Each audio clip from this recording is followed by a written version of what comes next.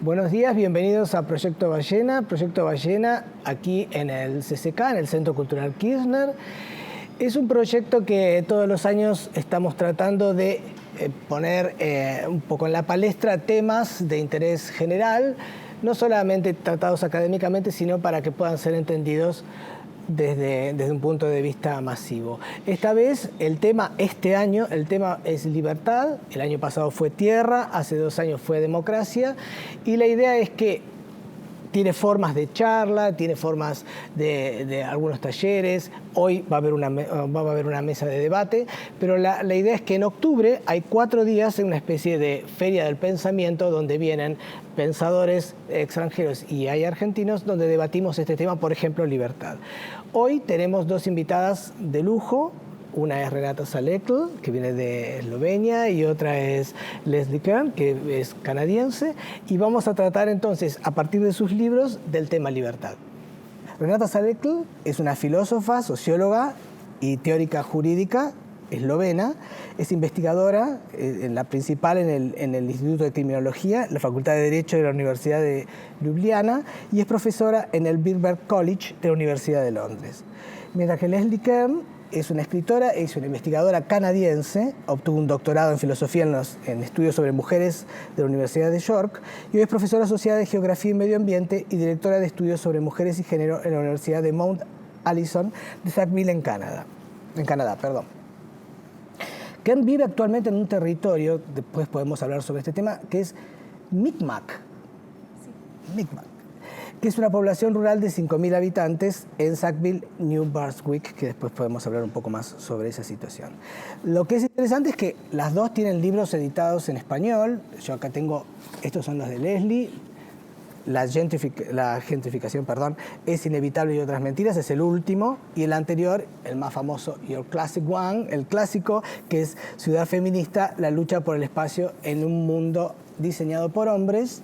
Y después, Renata tiene también libros, tiene 4 editados en español, que aquí tenemos La tiranía de la elección, Pasión por la ignorancia, que es el último, El placer de la transgresión, que son artículos que aparecieron en diarios, y Angustia, que es un libro, es de los primeros conocidos, también es Your Classic One, también es el clásico, totalmente recomendable. También traje las versiones en inglés, pero no, esto es por otra cosa. Bueno, nosotros vamos a comenzar el diálogo, vamos a tratar de hacer un diálogo, lo vamos a tratar de hacer en inglés. Yo tengo un inglés de cabotaje y fíjense que además el estilo es Susana Jiménez, así que vamos a tratar de hacer esto de la mejor forma posible.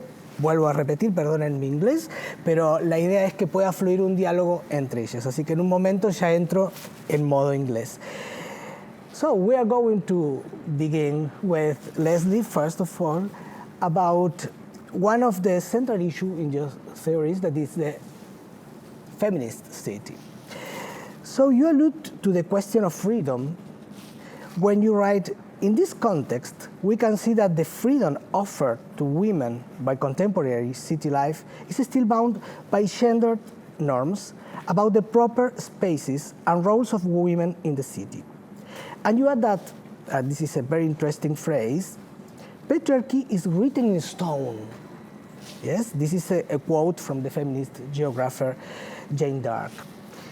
So, if women are in a men's territory and they could be seen as trespassing if they don't comport themselves in particular ways, so they are not free.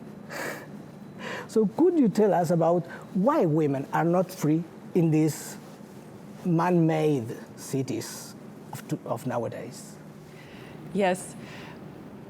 Cities have long been designed and planned with the idea of supporting the typical male worker who leaves home in the morning, commutes to his office, comes back home again.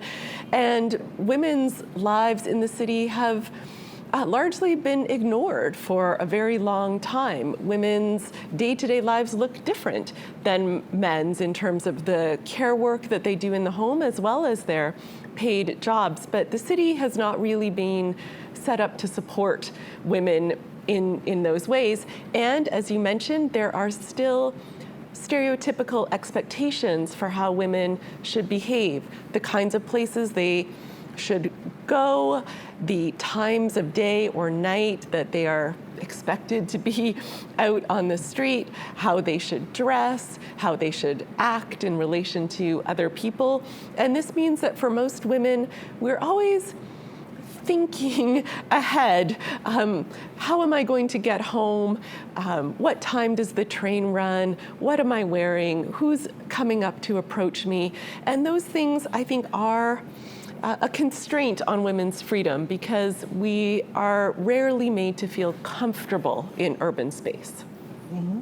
And I like when you analyze the way that the city is made thinking in an average male. For instance, the handrails in trains, for instance, they are very high. Yes. So some women, they can catch it.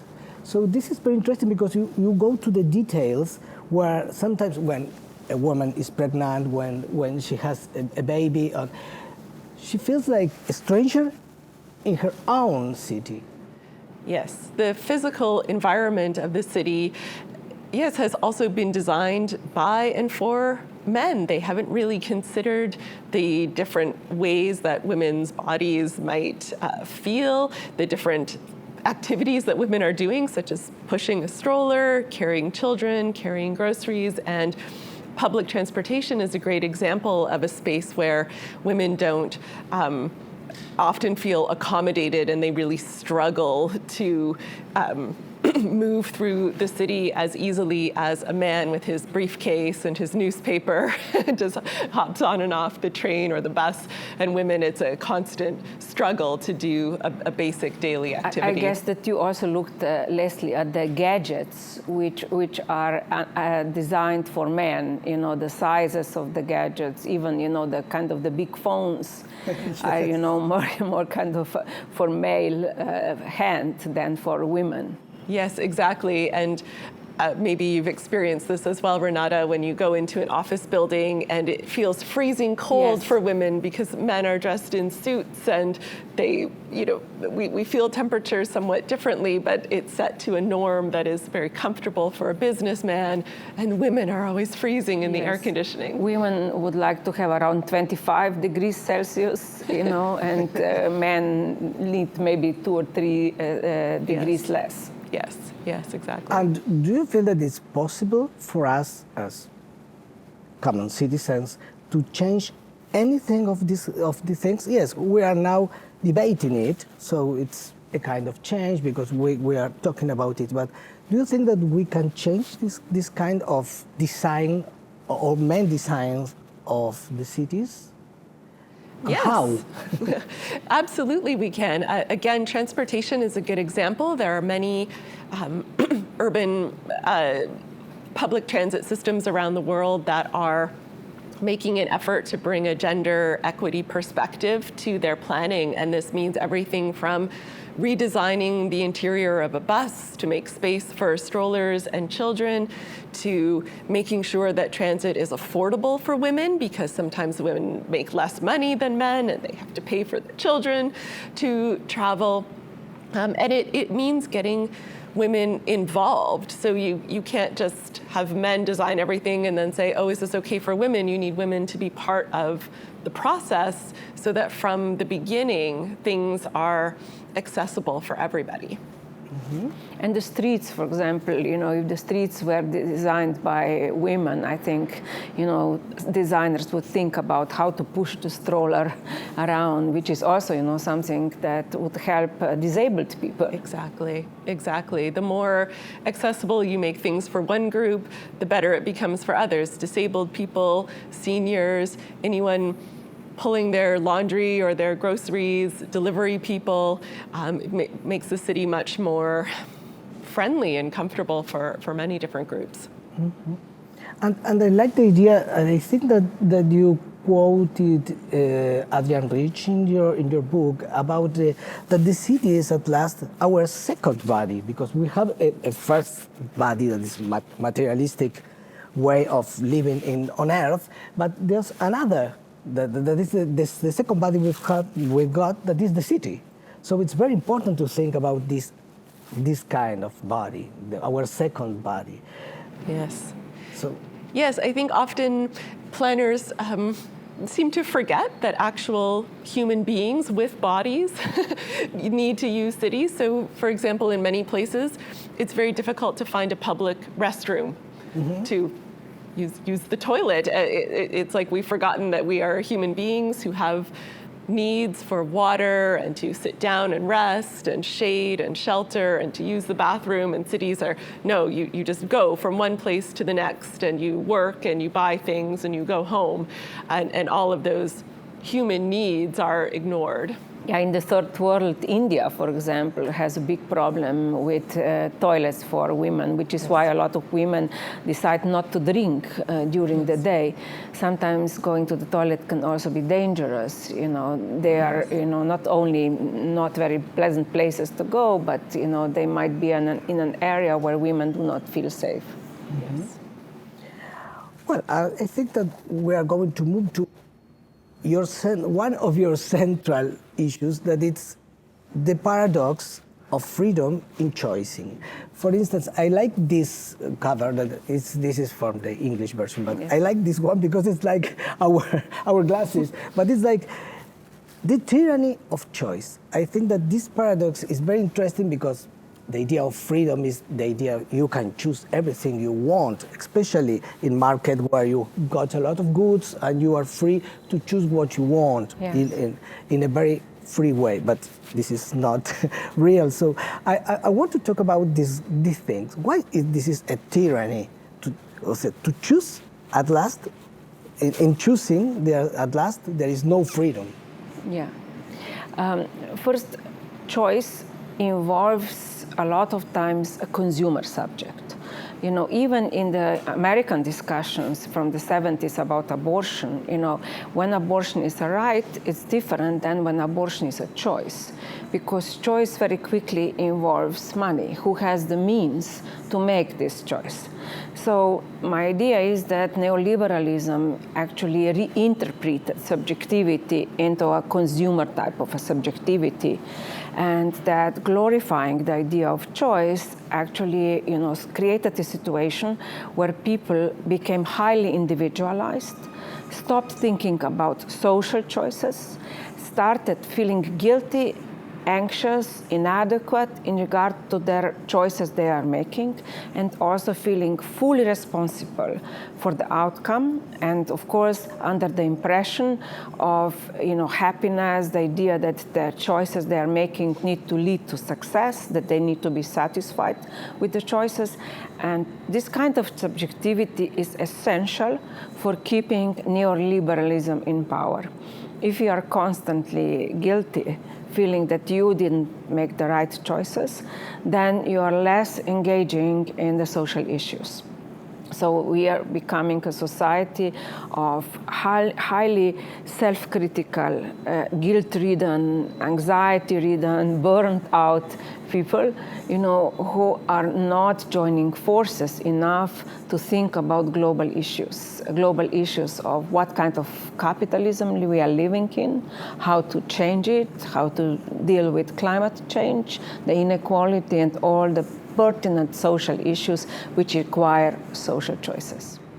I was talking about the superego, like it has an alliance with this kind of anxiety, because when we say that we have the imperative of bliss, for instance, this is sometimes very dramatic because you have to enjoy life in everything. So. And your children need to be happy. That's another pressure. Yes, this pressure. So I like to talk about this pressure. How this tyranny of choice at last is like a pressure for everybody. Yes. Definitely. And when I travel in South America, for example, especially Chile, I would say as an example, but also Colombia, I guess here might be similar situation. Even very poor people have internalized this idea that they are guilty for their poverty. If only they are making the right choice, maybe they will make it, or maybe at least their children will make it, although they have no possibility really to exit, their kind of lower class status, they don't have access to good education, good health care, and they're working day and night. So if already poor people think about that, then we see how the neoliberal idea of choice is permeating the whole society. And for example, if we look at the current pandemic, people perceived vaccination as a matter of individual choice. We had lots of people who refused it. First, they don't identify with authorities anymore, science they don't believe in. Their idea is that everyone makes his or her own decision, and also lives in his or her own world where he or she makes choices only for him or herself. And in this situation, I was not so surprised by this attitude, because people have been told for a long time that everything about their body is their choice.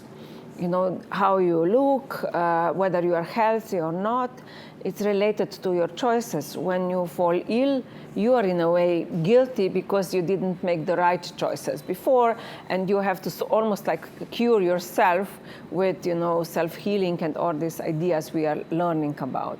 So this idea that choice is highly individual matter is very problematic, because we are sort of entering into a society of violence if we endorse that idea that, the freedom of one goes against the freedom of another. Now, human rights involve the two dimensions, the freedom especially from, let's say, the state, but also, a kind of a duty of the individual, but also the duty of the state, which is why social rights should not be forgotten as part of human rights. It's not simply, the right to freedom, but it is also sort of the right to live in a life that is kind of secure, that the state provides for you. And I think that also in the whole idea of freedom, which is linked to democracy, came from Kant's philosophy, where the idea was that the subject is not determined either by nature or by culture, and that the subject has the possibility to assess critically the very society out of which he or she came. And I think that this idea is very important at the core of democracy. So I think we should not give up on the idea of freedom, but we should not take it as only an individual matter, as a matter which involves the ideas of social justice, a certain kind of a perception of community, and also choice should not be taken as individual consumer choice primarily, but social choices we make together as a group, as a community. Mm-hmm. And don't you think that in web, especially, for instance, in Instagram, in Twitter and everything, it's like that the embodiment of these kind of things we are talking about is like the neoliberalism summarized in a sense, because everybody is looking for more likes, and everybody feels like they are entrepreneurs, and everybody is showing themselves as, well, the best self they've got to show and everything. I think that this is a problem for me at the moment, is that all these kind of things like Instagram, Twitter, everything, it's like the embodiment of neoliberalism, yes. And all the young people are inside of it. Yes. So what can we do about it? Yeah, but what you said also points out to the social dimension. Uh-huh. You mentioned likes and sharing, okay. And so on. So I'm not an individual, an island, I'm someone who deeply care what others, society in general, think about me. How am I presented in the social symbolic space around me? Yes, we can say that likes are becoming a tax we are paying for friendship nowadays. But at the same time, yes. We don't want to feel ignored. We very much search for recognition from, yes. Our group, but also society in large. So that shows that individualism, very much relies on the social setting in which we live. Okay, I feel a little bit of hope in this, because yes, it's like to be in a symbolic place where you are in an interchanging place where you are with others But at last. of course, we're always questioning how do others look at us, what status we have, are we loved, liked, or not? And Instagram, you are right, really created a lot of psychological new problems for people, especially women. A lot of psychological research shows that women who are posting a lot of their own images have an increase of anxiety, an increase of feeling that they are not good enough. And of course, it's very difficult to understand how brushed the images are which people are posting, it is a fantasy place which is really created in Instagram, highly curated. And people, although rationally they might know it, nonetheless they feel very anxious about their own bodies. Mm-hmm. And how do you feel about this kind of third body? Because now we've got this kind of virtual body in all this kind of in all internet world, in the web and everything. How do you feel about this third city, in a sense, or the second city? Sure. Yeah, I think that's a really great way of putting it. And I think from a feminist perspective, there are multiple ways of looking at it. I agree, and I see the same studies about especially young women and body image issues that come from looking at Instagram and images of people who appear to be very thin and very perfect looking. On the other hand, people talk about perhaps a sense of empowerment that can come for not just women, but for anybody, for sort of claiming their own image and having the power to portray themselves in a way that they want to. And as someone who grew up in the 80s and 90s, where at least in North America, diet culture was ruled the world. Today, at least, I see there's body positivity movements, and there's a wider range of images as well of different kinds of bodies. And so I think there's potential for people to use these social media spaces to put a different kind of message out there and to empower themselves to claim their own sense of beauty and strength and power. Yes. Mm-hmm. And it's a place of discussion at last about bodies sometimes, yes. Because it says, oh, you are fatter, but the others say, what are you talking about? Why we have to be all the people thin? Or sometimes there's discussion about these kind of things. No, there's a meta dimension in Instagram, for instance. Sometimes this is okay. I feel with a little more hope.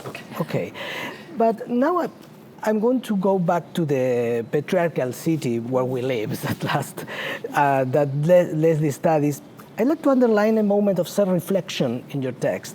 When you say, I was also aware that I was part of the problem. I like this moment because it's like, you say, well, I am a white researcher. I live in some of this gentrified zone of the city because sometimes I feel that it was made for me, for people like me. So you don't hide your privileges when you write about it. And you define yourself as a privileged woman because you are a particular kind of woman, white, able-bodied, middle class, cis woman, etc. So how do you have a proposition about how to act in a city, in an activistic way of urbanism. So from our roles, what can we do where we are in our circle of influence and everything? So I'd like you to talk about this kind of activism, urban activism. Sure.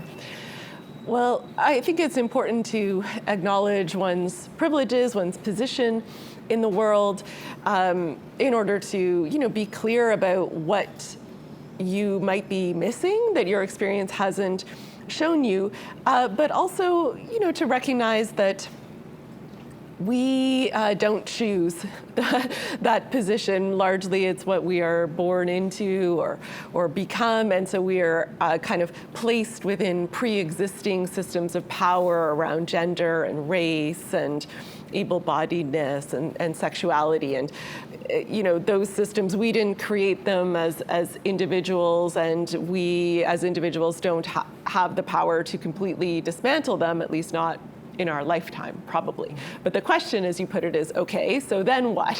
What do you do with that? And so, yeah, I like to think about responsibility as well as activism. And so, okay, if we're not responsible for what has happened in the past to put us into the position that we're in, what choices, problematic as choices can be, but what choices do we have some control over?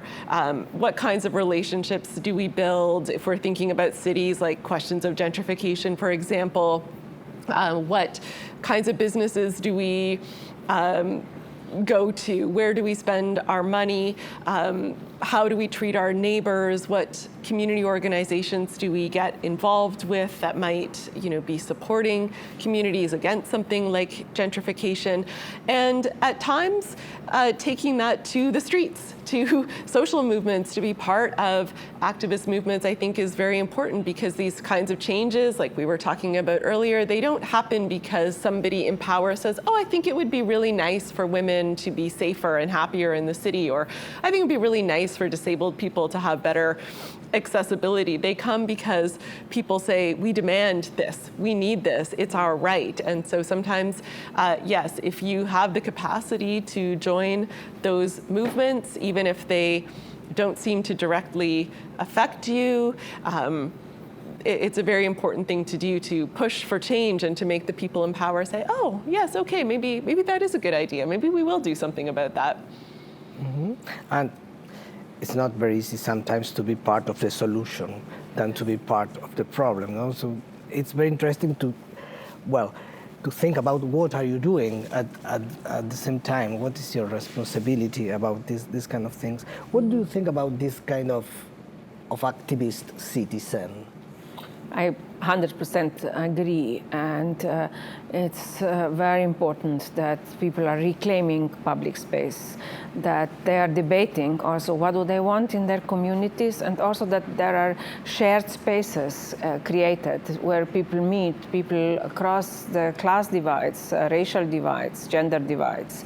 And also, we need to think about green spaces in the cities. So I fully support your ideas, and in my hometown, Ljubljana, there are many urban planners, the groups which are, sort of challenging the sort of dominant urban planning are fighting for sort of communal spaces, sometimes with some success. A lot of the times, the capital kind of overruns their desires.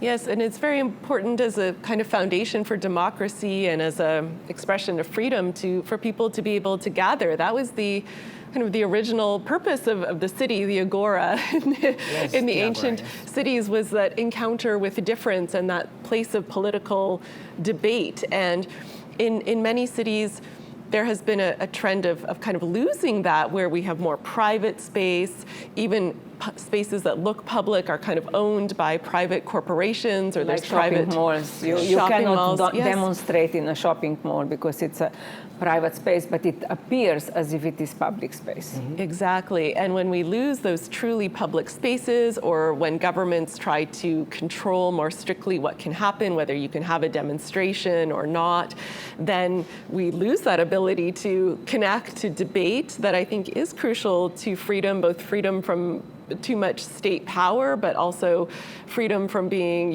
ruled by a minority of some sort.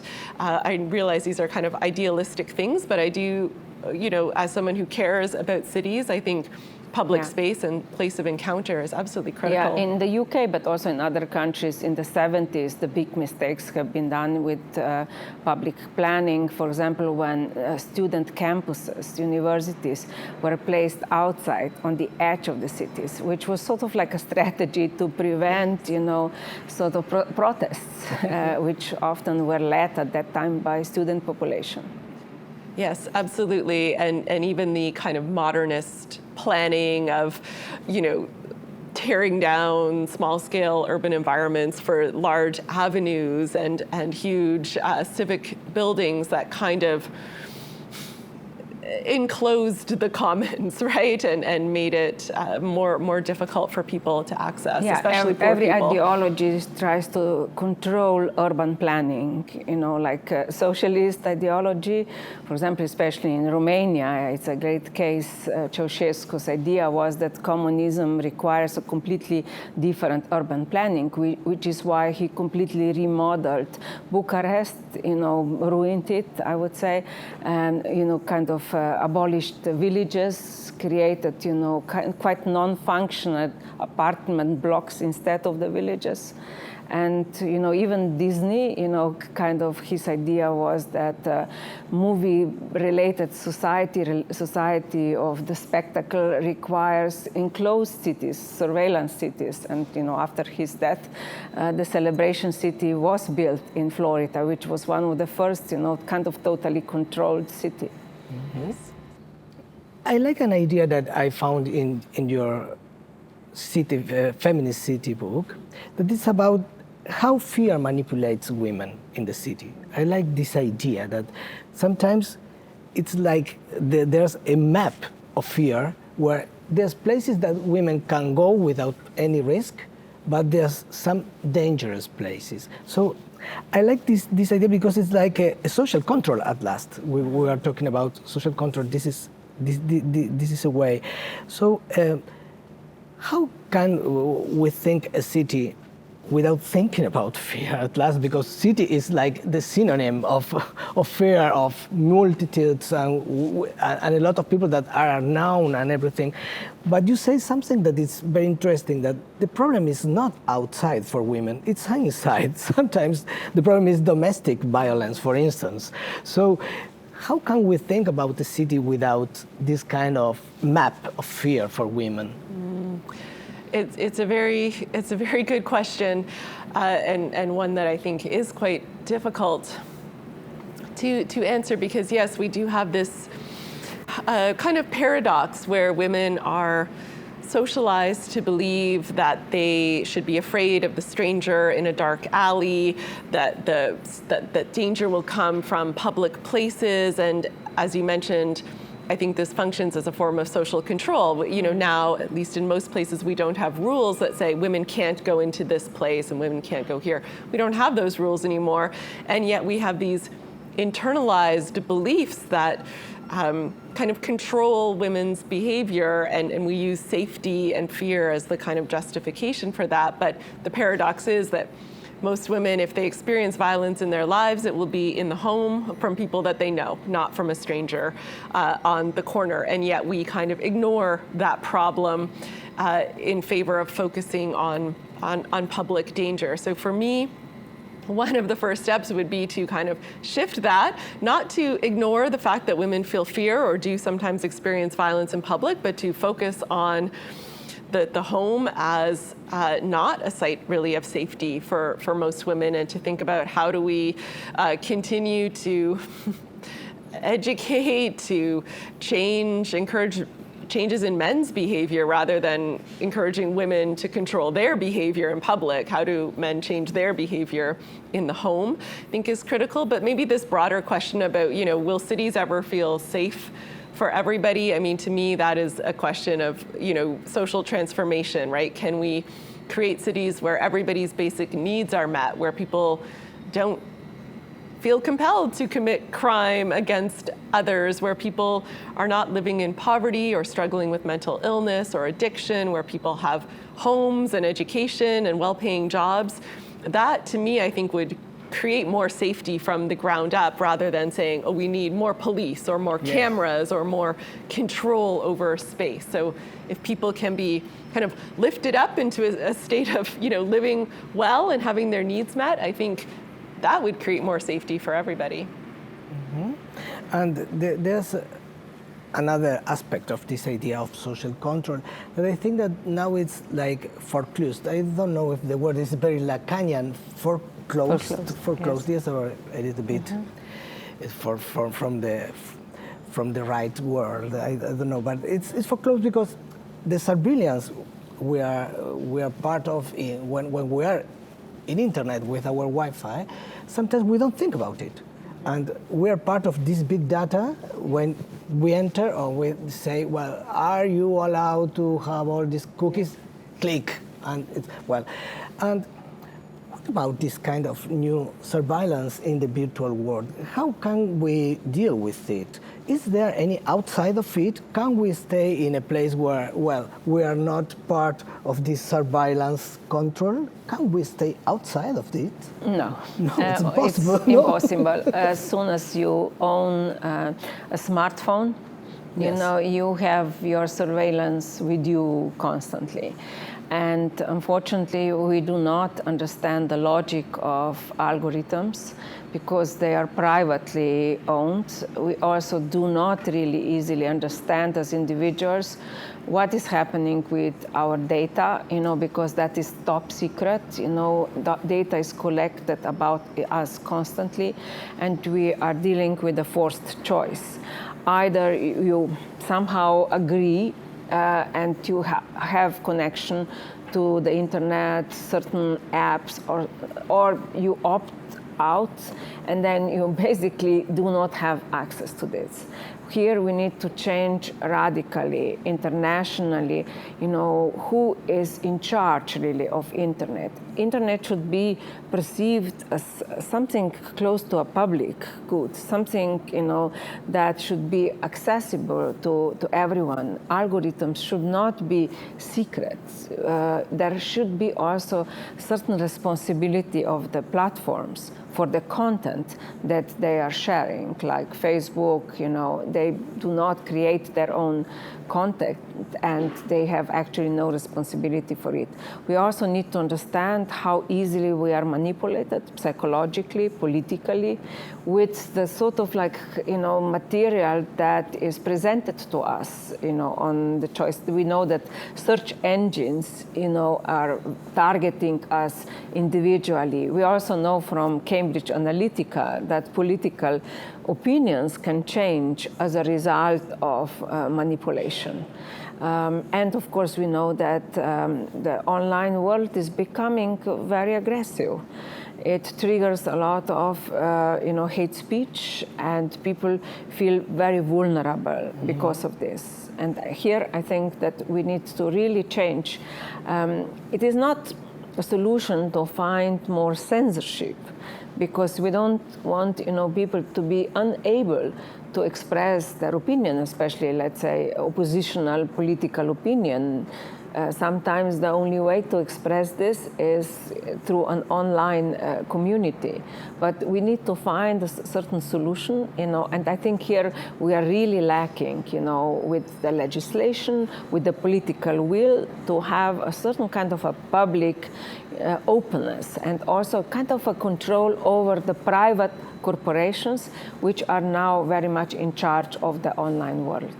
It's kind of like the shopping mall example, that we've kind of decided that the internet is now our public space for debate and sharing of ideas, but it's privately controlled. It's not a truly public space. And of course, on the internet, as you say, many people feel very threatened. Women get all sorts of hate. I got lots of hate messages from writing a book called Feminist City, with email, Twitter, Facebook, people reaching out to say horrible things to me simply because of my opinion. So it's not, I agree we don't need more censorship, but we do need to strongly question whether this is fulfilling a role as a democratic space or not. And I think in many ways it's failing us in terms of that purpose.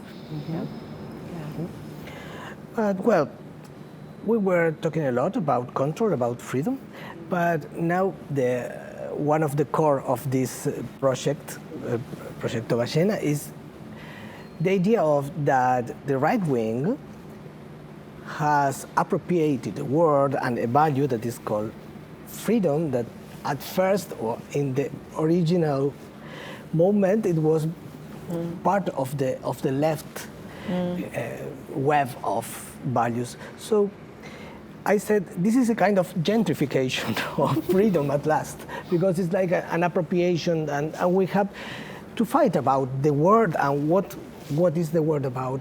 Why? How do you think that we can reappropriate the word? Is it possible from the libertarians, because they've got the liberation in the name, and neoliberalism too? So is it possible to free freedom from this kind of right wing at the moment? Because here in Argentina it's very hot, because now the libertarians have very important places, especially in the media, television especially at last. But do you think that we can do anything about this kind of word that is kidnapped by the right? I think yes. In the United States, it's a very similar problem. Yes. The right to bear arms, is perceived as the ultimate freedom. Also the freedom of expression, the debate, what is hate speech, what isn't. Is also very contested problem. Yes, I think that the left needs to strongly kind of, let's say, debate what is actually freedom. Not simply an individual choice, but also something that introduces the idea of kind of social justice, the idea of community. Now, Sigmund Freud was already saying in his time that an individual always needs to somehow limit him or herself if he or she lives in society, and that the idea of social justice in a way requires that I limit myself with the hope that another will limit him or herself too. Of course, we might feel a lot of anger when others do not, but if we are not thinking about society, about global issues, then freedom becomes just a narcissistic, potentially very aggressive idea of me doing whatever I want. But as soon as another person will do what he or she wants, my freedom will be limited, and I will desire some kind of a common ground, some norms on which we agreed, so that I would feel safe. So that highly individualized idea of freedom actually endangers me. That is an important point, I think, in the debate to point out, because we are opening the doors of violence of one against the other. And, unfortunately, a stronger person might win, and which means that a lot of times, an individual who is fighting for his or her freedom will easily lose when a stronger person, not only a person, but also a state, comes. And we need really also kind of think about protection from the state, yes, the right to freedom, but also the duties of the state and the duties of the individual. So individuals on top of freedom also has a certain kind of responsibility as social being. Yes, I like this idea of ultimate idea of freedom, because I hate you, so I got an arm, I kill you, so I am free because I can kill you. So this is, yes, sometimes we're living in this kind of times, especially in United States now, with all the discussion about the arms and if they are legal or illegal. Yeah, but when someone will come threatening your life, you yes, will be shouting that different. You have the freedom to live, Yes. Yes. And I think bringing it back to your earlier points about neoliberalism, part of changing this discourse of freedom as individual choice and something that we hold kind of privately outside of community, we have to push back against neoliberalism, because neoliberalism encourages that sense of freedom as an individual property, right, rather than as something that we build for one another through community, through relationships, through care. And neoliberalism is the opposite of all of that. So yeah, I think we need to counter that, discourse, the politics, the economics of neoliberalism if we're to reclaim freedom, as you suggest. Yes, and liberate Liberate freedom, yes. Liberate freedom. And the pandemic, it's a good time to debate this, because in some way a virus is something that, can be a weapon.